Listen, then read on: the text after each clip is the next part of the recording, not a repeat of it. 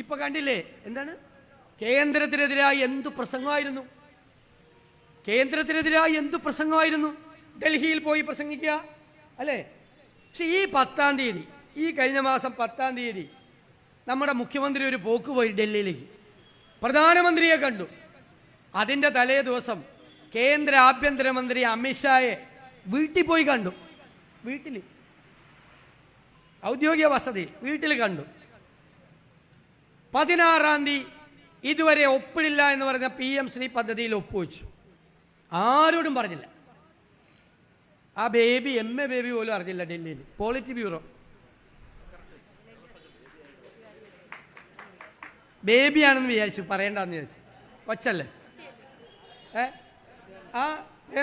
ആ സീതാറാം യെച്ചൂരി ഉണ്ടായിരുന്നെങ്കിൽ നടക്കുമായിരുന്നോ? നടക്കൂല, സമ്മതിക്കില്ലായിരുന്നു.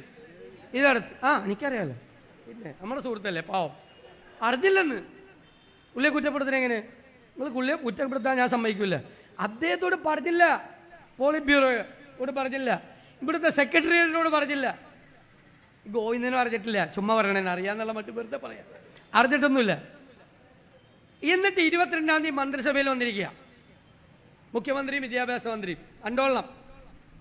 അപ്പം മന്ത്രി K രാജൻ 4 മന്ത്രിമാരെ പ്രതിനിധാനം ചെയ്ത് CPIയുടെ നേതാവ് രൂക്ഷമായി പറയുകയാണ് മന്ത്രിസഭയിൽ, ഇതിലൊപ്പിടരുത്, ഒപ്പിടാൻ പാടില്ല. മിണ്ടിക്കൊടുത്തില്ല. ഒപ്പിട്ടിട്ട് വന്നിരിക്കുകയാണ് മുഖ്യമന്ത്രി. സമ്മതിക്കണ്ടേ? ഒപ്പിട്ടിട്ട് വന്നിരിക്കുക മുഖ്യമന്ത്രി ഇങ്ങനെ താടിയിൽ കയ്യും വെച്ചിരുന്നു, ഒപ്പിട്ടിട്ട് വന്നിരിക്കുക. ഗോവിന്ദനോട് ചോദിച്ചപ്പോൾ ഗോവിന്ദൻ ഏത് CPI?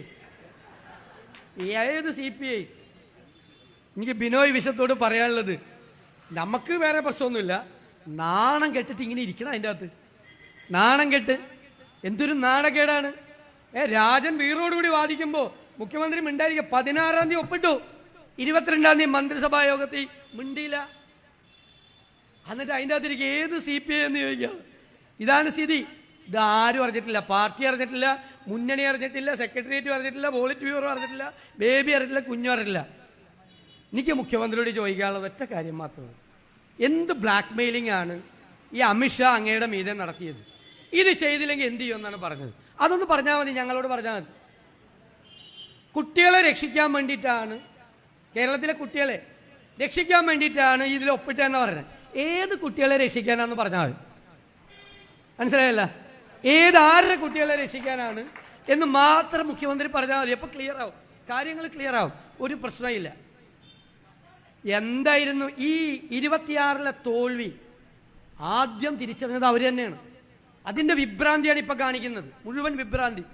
ദൈവമേ, ശബരിമലയിലേക്ക് ഒരു പോക്ക് പോയി പിണറായി വിജയൻ, ആഗോള അയ്യപ്പ സംഗമം, എന്തൊരു ഭക്തിയായിരുന്നു. നിങ്ങൾ കണ്ടില്ലേ? ഞാൻ കോൾമയിൽ കൊണ്ടുപോയി ആ ഭക്തി കണ്ടിട്ട്.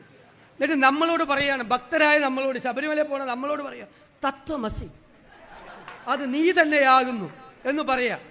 ഞാൻ പിന്നെ തമാശ പറഞ്ഞു, ഈ എഴുതി കൊടുത്ത ആൾക്കും അറിയില്ല, വായിച്ച പുള്ളിക്കും അറിയില്ല.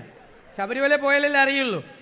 ഞാൻ ഇന്നലെ പന്തളത്ത് വെച്ച് പറഞ്ഞു, ഈ തമിഴ്നാട്ടിൽ നിന്ന് ഒരുപാട് ഭക്തജനങ്ങൾ വരും ശബരിമലയെ. ഇത് കയറാൻ കഠിനമാണല്ലോ. അവർ പണ്ടുണ്ടാക്കിയൊരു ശരണം വിളിയാണ് ഇത് കയറാൻ. അതായത് കല്ലും മുള്ളുമാണ് ശബരിമലയിലേക്കുള്ള പാത മുഴുവൻ. കല്ലും മുള്ളും കാലുക്കും എത്ത. അതായത് അയ്യപ്പൻ്റെ അനുഗ്രഹം ഉള്ളിൽ നിറയുമ്പോൾ നമുക്ക് കല്ലും മുള്ളും കൊണ്ട് കാല് കീറിപ്പോവില്ലേ? കല്ലും മുള്ളും നമുക്ക് അറിയില്ല. നമ്മൾ ഭക്തി നിറയുമ്പോൾ നമ്മുടെ മെത്തയായി, നമ്മുടെ കാലിന് മെത്തയായി കല്ലും മുള്ളും മാറും. അതൊരു എന്താ പറയുക, വിശ്വാസം കൊണ്ടുള്ള ശരണം വിളിയാണ്. അപ്പോൾ നമ്മുടെ മുഖ്യമന്ത്രിക്ക് എഴുതി കൊടുത്ത ആൾക്ക് തെറ്റുപറ്റിയതാണോ, മുഖ്യമന്ത്രി വായിച്ചപ്പോൾ തെറ്റിയാണെന്നറിയില്ല. മുഖ്യമന്ത്രി എന്താ പറഞ്ഞത്? കല്ലും മുള്ളും കാലി കുത്താന്നു. അപ്പം ഞാൻ ചോദിച്ചാൽ അത് ഏത് കുത്തയാണ്? കാലി കുത്ത? ഈ അയ്യപ്പനെ പറ്റിക്കാൻ പോയതാ. അയ്യപ്പനെ അറിയാൻ പാടില്ലാണ്ടാണ് പിണറായി വിജയൻ. അവിടെ നിന്ന് തിരുവനന്തപുരത്ത് എത്തുന്നതിന് മുമ്പ് അയ്യപ്പനൊരു പണി കൊടുത്ത്. എന്താ സ്ഥിതി? ശബരിമലയിലെ എന്താ പത്രത്തിൽ വന്നെന്താ, നൊബേൽ സമ്മാനം കൊടുക്കേണ്ട സർക്കാരാണ്.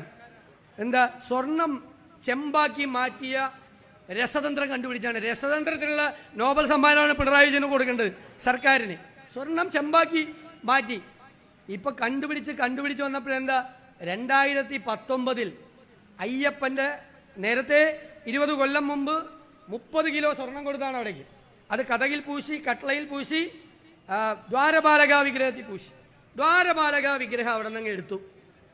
മദ്രാസിൽ എത്താൻ വേണ്ടിയിട്ട്, ഒറിജിനലല്ല എത്തിയത്, 40 ദിവസം പിടിച്ചു. ഇവിടുന്ന് ചെന്നൈയിലെത്താൻ ഭയങ്കര പാടാനുള്ള സാധനം. അതിൻ്റെ ഇടയിൽ വ്യാജ മോൾഡ് ഉണ്ടാക്കി, ചെമ്പുപാളി, അതാണ് ചെന്നൈയിൽ എത്തിച്ചത്. ഇതെന്ത് ചെയ്തു? ഒറിജിനൽ ദ്വാരപാലക ശില്പം ഒരു കോടീശ്വരന് വിറ്റു.